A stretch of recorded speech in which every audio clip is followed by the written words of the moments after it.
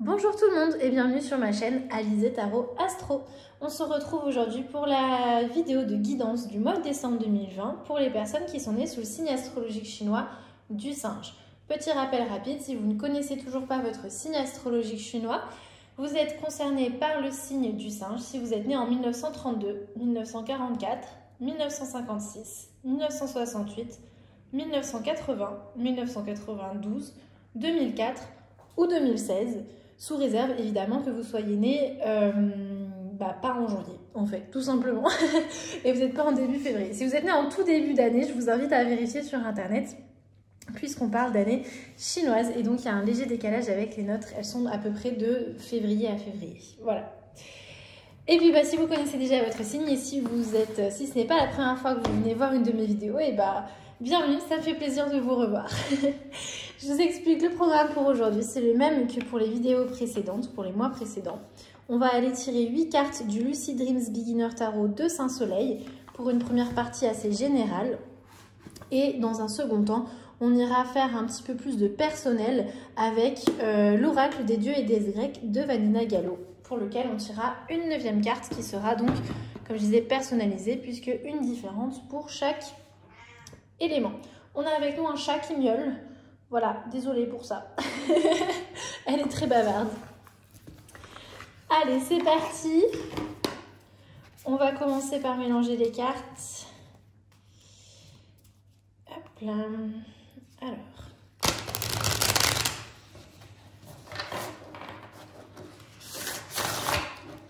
Hop.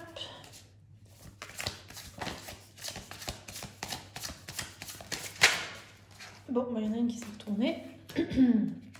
Elle va vous représenter vous, votre état d'esprit, où est-ce que vous en êtes en cette transition d'un mois à l'autre, donc c'est-à-dire passer du mois de novembre au mois de décembre. Donc votre état d'esprit à la fin du mois de novembre, au début du mois de décembre. La seconde carte ici viendra représenter votre thème global et personnel pour ce mois-ci.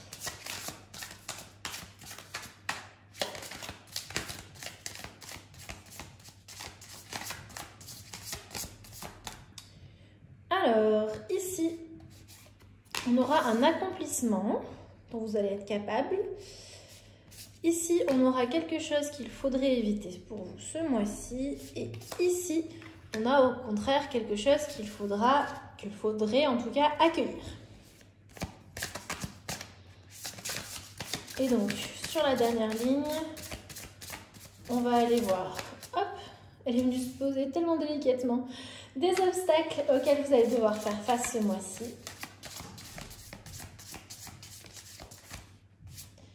Où est-ce que vous pourrez trouver de l'aide et du support pour justement y faire face? Et enfin, une action que vous pourrez entreprendre ce mois-ci.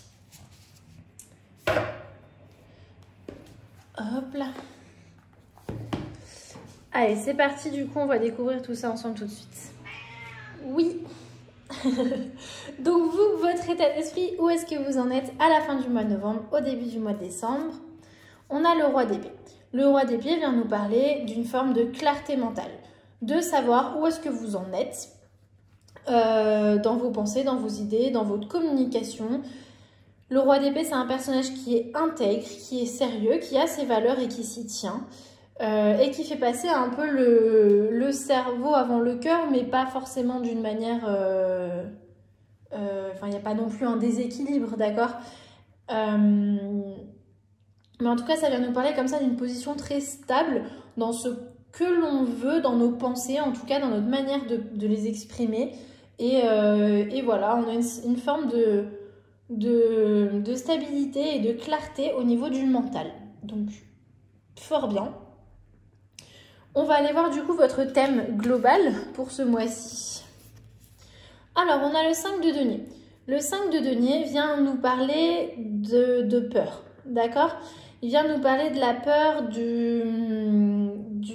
des soucis, mais qui ne sont pas forcément fondés. La peur de perdre de l'argent, enfin de ne pas avoir assez d'argent. La peur de se retrouver tout seul. La peur de devoir travailler trop dur, c'est un petit peu la peur de l'hiver qui arrive. Donc, Pardon, ça veut pas dire que ça, excusez-moi, je m'arrête là, mais j'avais encore d'autres choses à dire. Ça peut nous parler donc d'une peur, excusez-moi, qui va peut-être effectivement vous accompagner de ci, de là pendant ce mois de décembre, qui va pointer le bout de son nez de temps en temps, une certaine forme d'anxiété qui ne sera pas forcément fondée, mais qui va être peut-être en fond de toile pour vous ce mois-ci. Ça peut aussi nous parler au contraire d'une peur qui prend fin. Parce que y a une rentrée d'argent et du coup on n'a plus peur de ça. Parce que y a des bonnes nouvelles, parce qu'il y a des gens qui nous montrent qu'en fait ils sont là pour nous et que du coup on n'est pas seul. Voilà, donc plusieurs possibilités. On est vraiment dans le thème général pour vous ce mois-ci, donc c'est pour ça que je fais exprès d'être assez globale dans cette interprétation-là. Peut-être qu'avec la suite des cartes, on pourra essayer de voir s'il y a quelque chose qui ressort de plus précis. On va aller voir. Un accomplissement pour vous ce mois-ci. Alors, on a le 4 de denier. Donc, on se retrouve de nouveau avec les deniers. Donc, c'est la carte qui vient juste avant celle qu'on a tirée. Le 4 de denier vient nous parler justement d'un sentiment d'insécurité et d'avoir envie du coup d'investir, de mettre de l'argent de côté, de penser à la sécurité sur le long terme. Et du coup, pour un accomplissement, le fait qu'il sorte pour vous comme un accomplissement ce mois-ci, ça vient nous parler justement de, oui, ok, il y a peut-être une petite inquiétude par rapport au futur, mais en attendant, votre accomplissement, ça va être de justement savoir mettre en place des choses qui vont vous rassurer et qui sont assez positives. C'est toujours une bonne chose de mettre de l'argent de côté, ça. Enfin, je veux dire, y a rien, on peut rien voir de négatif à ce genre d'action, d'accord ? Tant qu'on ne tombe pas dans les extrêmes et dans l'avarice, ce qui m'étonnerait, puisqu'a priori il n'est pas question de ça ici, allez-y, d'accord ? C'est vraiment votre accomplissement pour vous ce mois-ci, c'est de savoir comme ça mettre un petit peu vos ressources de côté. Alors effectivement, j'ai beaucoup parlé d'argent puisque les deniers évoquent ça, hein, ils ont la forme de pièces, mais les deniers, c'est pas que l'argent. Les deniers, c'est le monde matériel, c'est nos ressources. Ça peut être aussi du coup nos ressources alimentaires, ça peut donc, je sais pas, peut-être que vous allez avoir un petit peu de temps et vous allez en profiter pour faire des grosses courses et mettre un peu des choses de côté dans votre frigo, ou alors, je sais pas, par exemple, on reste dans l'alimentaire, tenez. Peut-être que vous allez avoir le temps de préparer plein de plats et d'en congeler un petit peu de côté et que comme ça, quand vous aurez moins de temps pour vous, vous aurez ça tout prêt pour vous. Oui, ce sont des choses très terre à terre en fait, le monde des deniers. C'est vraiment les ressources matérielles. En tout cas, votre accomplissement pour vous ce mois-ci, c'est de savoir bien les gérer, ces ressources matérielles, en ayant en tête de sécuriser votre futur. Voilà votre accomplissement. Qu'est-ce qu'il va falloir éviter ce mois-ci? Alors, on a le 8 de bâton qui vient nous parler d'un mouvement très rapide, d'une action immédiate. Qu'est-ce qu'il vient évoquer dans ce qu'il va falloir éviter? Eh bien, il va tout simplement venir vous proposer de réfléchir un petit peu avant d'agir, de ne pas être trop impulsif. Regardez, il tombe juste en dessous du roi d'épée qui nous parlait justement d'avoir les idées claires, d'avoir un mental très stable. Justement, restez bien dans cette énergie, gardez-la en tête et n'allez pas non plus trop brûler les étapes pour quelque chose qui pourrait vous faire envie comme ça d'un coup soudainement, ou qui pourrait au contraire vous faire peur soudainement et du coup, pouf, vous voulez agir tout de suite. Non, on voit que vraiment ce mois-ci, pour vous, il faut plus voir les choses sur le long terme, d'accord ? Je dis pas que c'est pas bien de prendre des décisions à la va-vite. Il y en aura peut-être certaines ce mois-ci qui seront nécessaires pour vous. Mais faites attention quand même à ne pas être trop impulsif dans vos décisions. Et dans des grands changements en tout cas. Qu'est-ce que vous pouvez accueillir au contraire dans votre vie? On a le 9 d'épée. Le 9 d'épée, elle fait un peu peur. Je ne vais pas vous mentir, mais vous allez voir qu'il n'y a rien de terrible. Le 9 d'épée, nous parle effectivement de perdre un peu du sommeil parce qu'on réfléchit trop à certaines choses. D'accord? C'est un peu ce mental avec les épées de nouveau qui pèse au-dessus. Et du coup, pourquoi est-ce que vous pouvez accueillir ça? Parce qu'a priori, c'est quand même pas quelque chose de super génial. Peut-être que justement, c'est en accueillant ces peurs qui vont vous habiter que vous allez pouvoir mettre en place ces accomplissements-là qu'on a vus, ces actions qui vont être bonnes sur le long terme. Effectivement, peut-être que, on voit finalement que ça revient, peut-être que vous allez être assez inquiet. Oui, assez inquiet pour votre futur ce mois-ci. C'est tout à fait en même temps compréhensible, avec d'autant plus, pardon, avec la situation actuelle. C'est compliqué de planifier son futur avec cette histoire de coronavirus, confiné jusqu'à quand? Est-ce que ça va reprendre un jour? Est-ce que je vais pouvoir aller à tel endroit, voir telle personne? On ne sait pas, donc... Effectivement, ça peut remettre beaucoup en cause votre vision du futur immédiat, enfin du futur plus ou moins proche. On ne parle pas du futur dans 10 ans, parce que bon, ça a priori, je pense qu'on s'en sera sorti d'ici là. Mais en tout cas, voilà, c'est compliqué de planifier pour vous ce mois-ci. Et c'est tout à fait normal que ça vous inquiète. Donc, accueillez cette inquiétude. Il va en sortir de bonnes idées, a priori. On va aller voir une dernière petite carte qui picote, on ne va pas se mentir. On va aller voir les obstacles auxquels vous allez devoir faire face. Mais je trouve ça intéressant d'aller les voir, c'est toujours mieux de savoir à quoi on peut se préparer pour justement bien s'y préparer. On a l'ermite dans les obstacles. L'ermite vient nous parler effectivement d'une forme d'isolation. J'ai pas l'impression, en l'occurrence, que cette isolation, elle vienne que de vous. J'ai pas l'impression que ce soit peut-être juste vous qui vous dites ce mois-ci « Oh là là, j'en ai marre, je veux plus voir personne, j'ai besoin de me retrouver seule avec moi-même. » C'est possible. En général, c'est ce qu'évoque l'ermite. Mais ici, j'ai plus l'impression qu'il s'agit d'une isolation qu'on vit mal, puisque c'est un obstacle, et donc qui n'est pas forcément choisi, qui n'est pas forcément voulu. Et encore une fois, ça fait beaucoup de sens. Oui, on peut se sentir isolé en cette période de confinement. Bon, je ne sais pas si on sera encore confiné en décembre, mais en attendant, ça m'étonnerait qu'on puisse d'ici là recommencer à voyager pour voir toute notre famille. Donc effectivement, on peut ressentir une forme d'isolement qui va un petit peu comme ça, pas vous secouer, ce serait un terme un peu fort, mais bon, qui va vous atteindre quand même un petit peu. Voilà.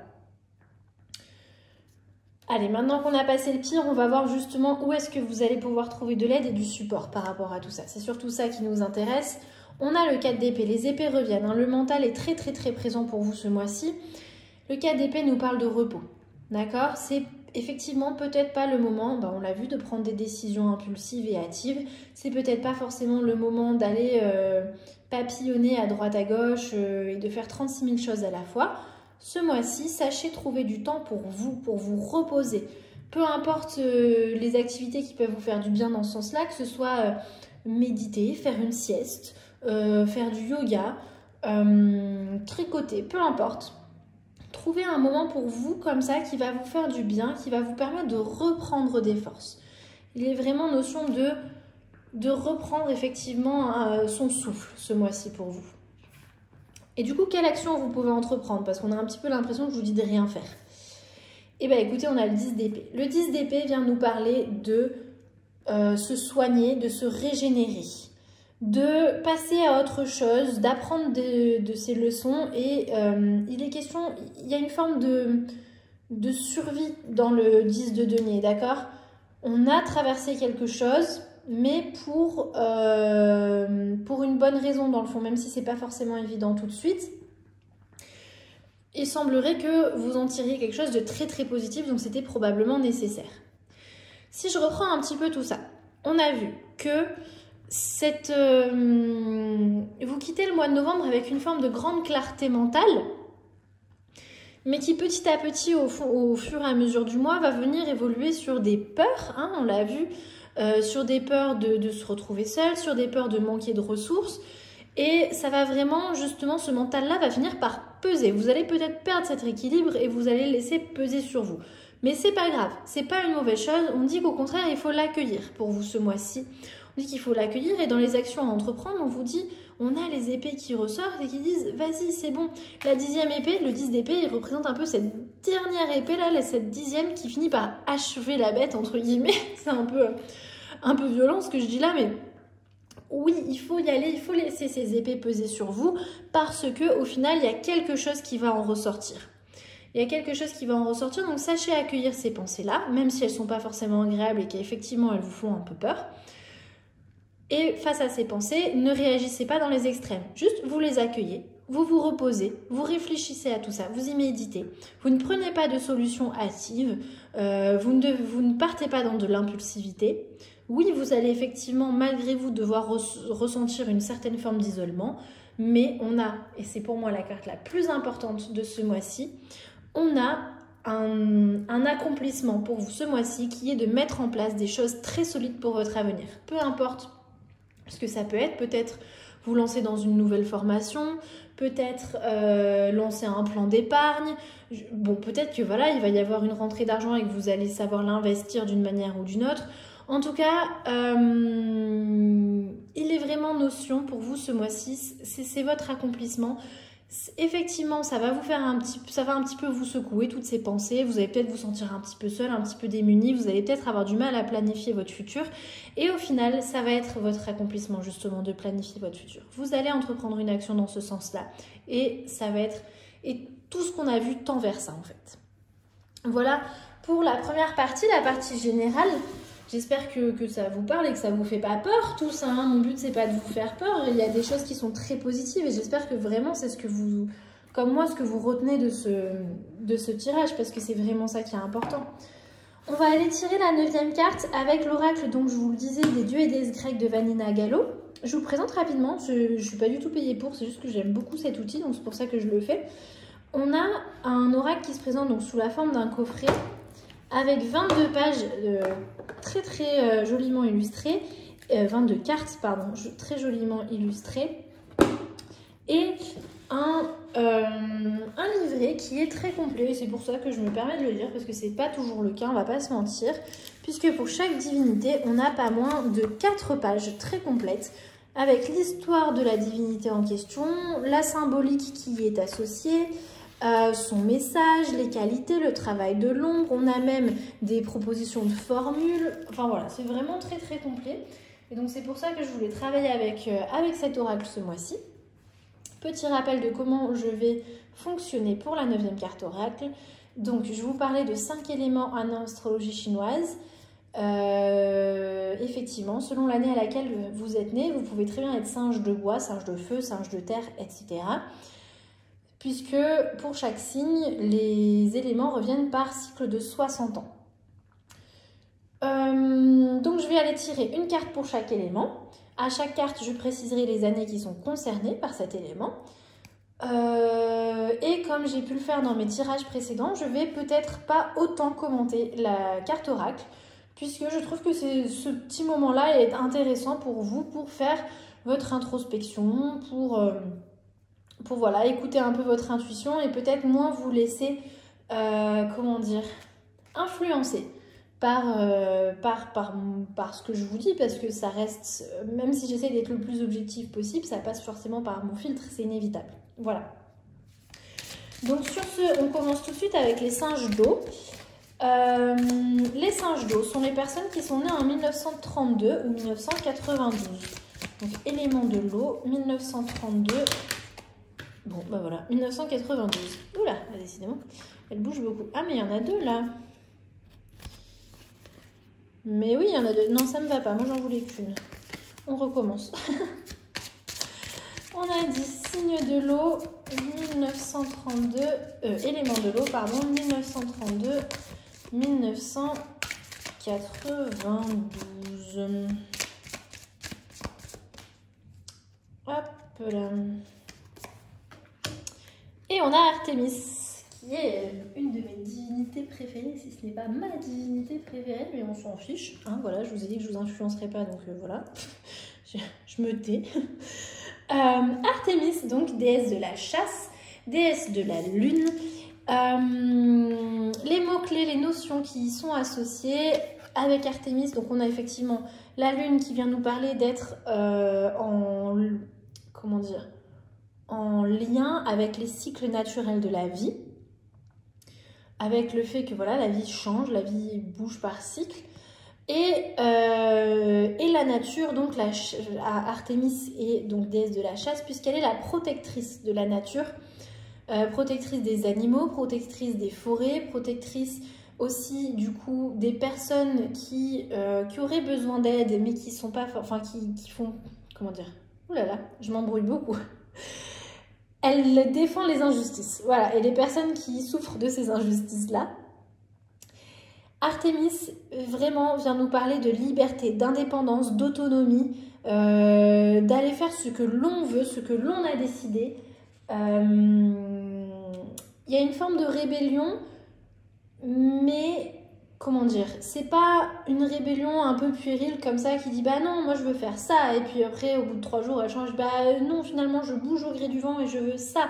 Non, non, c'est quelque chose qui est très posé, elle a les idées très claires, Artémis, elle sait où elle veut aller. Quand elle a quelque chose en tête, elle y va et elle lâche rien, elle change pas d'avis comme de chemise. Il y a vraiment une détermination très très forte dans cette déesse. Et voilà, elle vient vous parler de vous fier à votre instinct, d'aller droit au but et de rester focalisé sur le long terme. Ce qui est très intéressant puisqu'on a vu qu'effectivement le long terme est le domaine sur lequel vous allez effectivement rester focalisé ce mois-ci. Donc voilà pour vous les singes d'eau. On va maintenant passer aux singes de bois qui sont nés en 1944 ou 2004. Donc éléments du bois, 1944, 2004. Hop. On a Hestia, qui est une déesse qui est, ma foi, assez peu connue. Et c'est dommage, voilà. Parce que vous allez voir, elle est plutôt cool. Elle a une énergie qui est très douce. Hestia est la déesse du foyer, du temple sacré, que ce soit... le temple sacré, c'est vous-même, c'est votre foyer, c'est là où vous vivez, c'est votre espace, d'accord? C'est une déesse qui est toute en discrétion. Elle est dans le recueillement, elle a besoin d'ordre, de constance, de permanence. On est vraiment dans des énergies très droites comme ça, qui ne sont pas changeantes au gré du vent, effectivement, exactement comme ce qu'on disait avec Artémis. On est dans des énergies plantées là, comme ces piliers qui sont derrière elle, et sur lesquels on peut se reposer. Hestia est très en lien ici avec le 4 d'épée qui venait nous parler de nous recueillir, de nous méditer, n'importe quoi. Je me médite, tu te médites, de nous reposer, de méditer, je vais y arriver. Elle vient aussi vous proposer de savoir poser des limites, d'accord? De savoir dire non quand c'est nécessaire, parce que c'est une divinité qui est très intègre et qui écoute grandement sa conscience. Elle est aussi effectivement en lien avec ce roi d'épée qui a ses valeurs et qui s'y tient et qui a une grande force mentale du coup à ce niveau-là, qui sait se montrer impartial. Voilà pour vous les chevaux de bois. Les chevaux, n'importe quoi, les singes de bois. Décidément, aujourd'hui, j'ai du mal. Hein. Je suis désolée. Alors, on va maintenant passer aux singes de feu. Il s'agit des personnes qui sont nées en 1956 ou 2016. Allez, donc, éléments du feu, 1956-2016.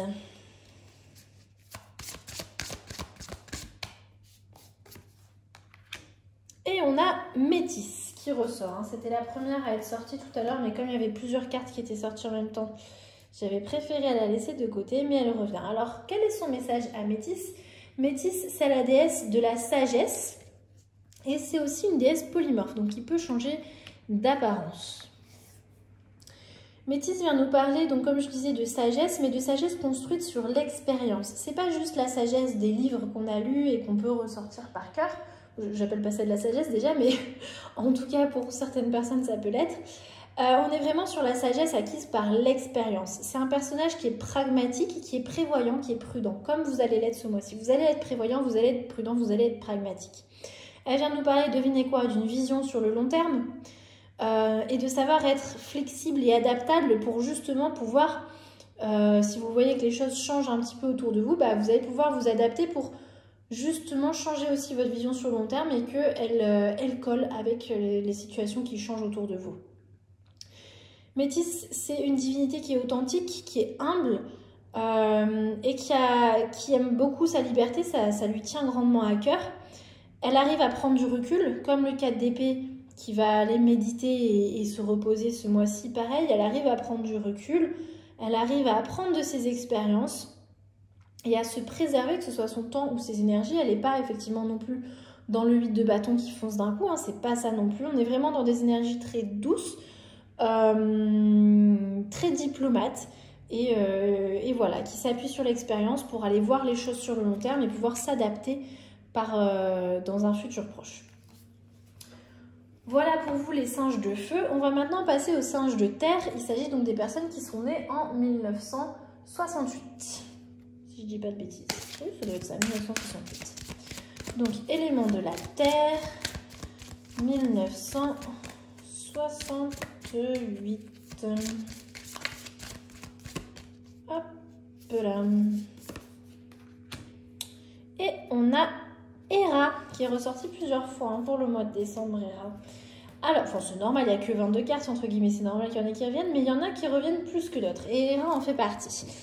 Alors, Héra, donc déesse du mariage, puisqu'il s'agit de l'épouse de Zeus, rien que ça. Déesse des unions. De manière générale, elle vient vous parler, elle vient vous inviter, pardon, à vous interroger un petit peu sur la notion d'union. Que ce soit dans un couple, que ce soit une union professionnelle, une union fraternelle, une union amicale. Elle vient vous questionner un petit peu sur ces rapports en binôme, on va dire, et sur les notions, entre autres, d'engagement et de fidélité, de rester fidèle à ce qu'on s'est promis, à nos valeurs respectives. Héra vient effectivement vous inviter à la réflexion à ce sujet-là, puisque ça peut paraître un peu étrange parce que qui dit femme de Zeus dit aussi la femme qui s'est fait le plus tromper de l'Olympe et de la mythologie grecque, la pauvre.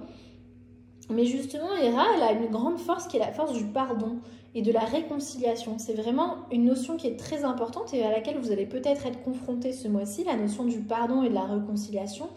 Et elle vous invite donc à regarder les unions sous un différent angle, pas en mode je te dois ça, tu me dois ça, mais plutôt voir ça comme un partenariat, voilà, où chaque partenaire du coup va vivre l'union comme une expérience de croissance. L'union n'est pas pour Héra quelque chose de figé dans le temps, un instant T. Non, c'est vraiment une expérience de croissance pour les deux personnes. Et c'est à ça qu'elle vous invite à réfléchir peut-être ce mois-ci. On a vu qu'effectivement, vous allez peut-être vous sentir un peu seul. Est-ce que c'est par rapport à ça que ça va engranger ce genre de réflexion? Je ne sais pas. Mais voilà, et de manière plus générale, il est question de partenariat, de collaboration, mais aussi de savoir sa propre valeur et de ne pas en douter, d'accord? Elle a une forme de grâce, d'élégance, elle sait ce qu'elle vaut, Héra, et elle assume sa noblesse. Voilà. Donc voilà pour vous les singes de terre. On va finir avec les singes d'or ou singes de métal, c'est la même chose. Donc il s'agit des personnes qui sont nées en 1980. Donc, élément de l'or ou du métal, 1980. Hop là. Et on a Arès. On a commencé avec ma chouchoute et on finit avec un autre de mes chouchous. Arès, dieu de la guerre, beaucoup plus connu. Ce qui est moins connu chez Arès, c'est qu'effectivement c'est le dieu de la guerre, mais c'est aussi le dieu de la danse, en tout cas de l'activité physique et entre autres de la danse du coup. Il vient vous inviter à bouger pour mieux penser, à aller bouger un petit peu votre corps. C'est peut-être ça votre forme de méditation pour vous les singes d'or ou de métal. C'est peut-être ça votre forme de méditation, aller courir, aller danser, je sais pas. Et en tout cas, il y a une notion de dépenser un petit peu son corps pour justement se retrouver. Pour justement mettre ses idées un peu à plat. Donc voilà, un aspect très méconnu de Arès. Et effectivement, il y a aussi notion avec Arès, comme il est le dieu de la guerre, de courage, de combativité, de puissance, d'intensité. D'accord ? Voilà pour vous les singes d'or ou de métal. Et c'est là-dessus qu'on va conclure le tirage du mois de décembre 2020 pour les personnes qui sont nées sous le signe astrologique chinois du singe. J'espère que ce tirage vous aura intéressé, qu'il vous aura offert des pistes de réflexion. Peut-être qu'effectivement c'est pas le message le plus positif du monde, mais croyez-moi, il y a vraiment quelque chose de très très intéressant là-dessous. Et j'espère que vous saurez garder ça en tête si jamais effectivement vous vous retrouvez confronté à ce genre de peur ce mois-ci. Je vous invite à discuter de tout ça dans la partie commentaires si le cœur vous en dit. Si vous avez envie de partager, d'encourager mon travail, vous pouvez le faire en commentant, en mettant un pouce sous cette vidéo, en partageant la vidéo, en vous abonnant, en parlant de ma chaîne à peut-être des amis qui seraient intéressés, qui sait. Et voilà, je vous dis merci. On a le retour du petit chat qui miaule, ça va, elle a été sage quand même pendant la vidéo. Donc merci d'avoir regardé jusqu'au bout et je vous dis à bientôt. Salut!